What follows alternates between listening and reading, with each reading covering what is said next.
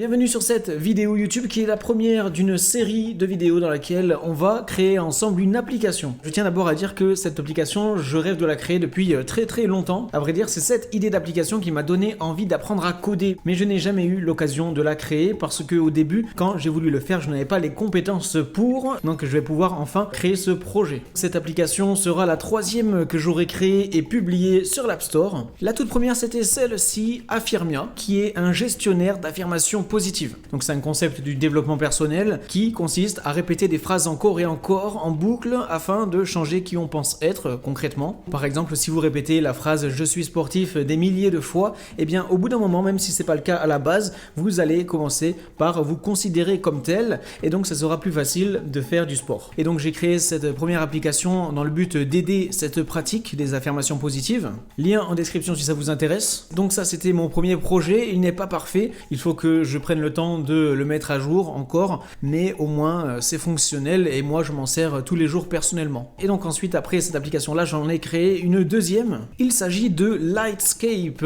c'est un jeu mobile. À la base j'ai créé cette application et je l'ai publiée en une semaine. C'était un défi personnel, voir si j'en étais capable et donc je l'ai fait, je l'ai créé en une semaine, en tout cas une première version et après je l'ai mis à jour petit à petit pendant quelques semaines supplémentaires. Donc c'est un jeu un petit peu à la Temple Run dans laquelle on progresse en ligne droite sur des rails et le but est d'éviter des obstacles. Là aussi lien en description si ça vous intéresse et pour toutes mes applications n'hésitez pas à laisser 5 étoiles, ça m'aide énormément. Et donc ce jeu là je l'ai créé aussi dans le but d'apprendre un petit peu à gérer tout l'aspect 3D sur l'écosystème Apple dans le but de me former sur le sujet afin de plus tard travailler sur mon projet d'application, l'application que je vais créer avec vous dans cette série là. Parce que dans cette application dont je vais vous parler juste après, il y aura un aspect 3D aussi à l'intérieur. Ça va être un mélange 2D et 3D, vous allez voir ça. Petite pause très rapide, si vous aussi vous voulez être capable de créer les applications de vos rêves, eh bien n'hésitez pas à rejoindre mon cours gratuit, premier lien en description de la vidéo. Vous pourrez accéder gratuitement au premier module de mon cours App Master. Ça va vraiment vous donner des solides fondations dans le domaine, donc n'hésitez pas si ça vous intéresse. Tout ce que vous avez besoin, c'est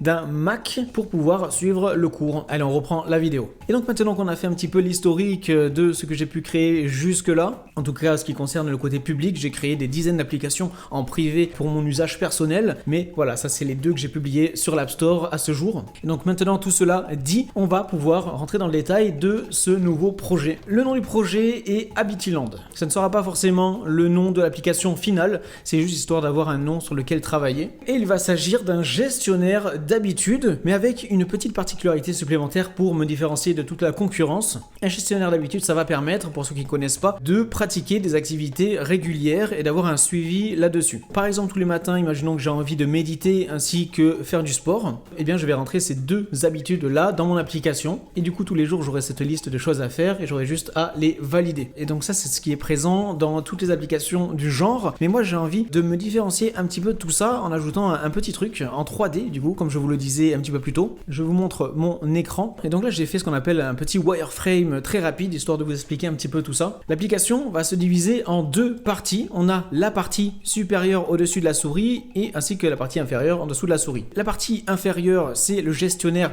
d'habitudes, donc tout à fait classique, avec ici une première habitude, ici une deuxième, ici une troisième, etc. en fonction de combien il y en a. Et du coup, chacune de ces habitudes aura une représentation visuelle en 3D juste en haut, dans une ville en 3D. Et chaque habitude sera représentée par un bâtiment. Vous pouvez visualiser ça un petit peu comme le jeu SimCity pour ceux qui connaissent. Dans l'idée, j'aimerais que ça ressemble à quelque chose comme cela, où chaque bâtiment représente une habitude. Et donc si par exemple vous avez réalisé 30 jours de méditation sans en louper un seul, vous aurez un beau bâtiment qui grandira au fur et à mesure des 30 jours, et même au-delà. Et donc c'est à ça que va ressembler cette partie supérieure. Donc voilà, dans l'idée, le projet de l'application, là on est au tout début. Cette vidéo est là pour présenter un petit peu le projet globalement, et donc au fur et à mesure des prochaines vidéos, on va avancer à travers cela. Ici, les prochaines étapes pour moi vont être de rédiger le cahier des charges. C'est un grand document dans lequel je vais détailler l'application de A à Z le plus précisément possible, comme un genre de bible que je vais devoir suivre à la lettre pour ensuite créer l'application, histoire de se baser sur quelque chose de solide et être productif derrière. Je vais aussi continuer continuer sur ce document-là à rentrer plus dans le détail et créer les différents écrans qu'il y aura sur l'application. Donc c'est ce qu'on appelle un wireframe, histoire d'avoir un petit aspect visuel de ce à quoi ça va ressembler avant de rentrer pleinement dans la partie